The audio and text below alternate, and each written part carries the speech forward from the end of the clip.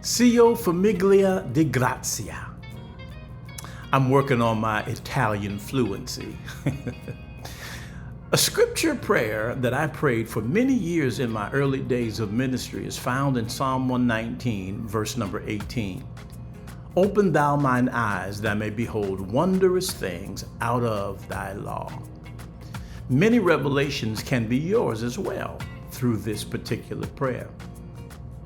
Well, we are now on day 25 in the Nehemiah project, and we are one day away from the halfway point.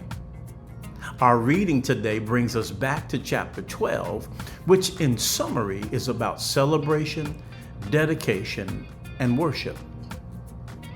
I'm also inclined to glance again, though, at chapter 10 because in my meditation, the Spirit of God highlights something that we must get in our spirit. Nehemiah concludes the chapter by stating in their communal covenant commitment that we, speaking of the people, will not forsake the house of our God.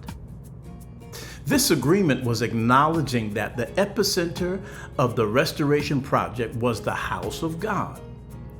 That the why factor of it all is born out of God's spiritual provincial headquarters in the earth, which is called the church.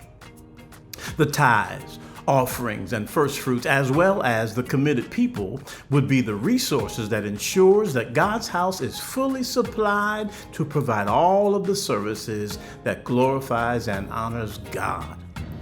So I declare that that is the picture of us. So let's embrace this heart attitude and be God's agency in the earth. This is day 25, folks. Stay prayerful. God bless you, and may grace be unto you.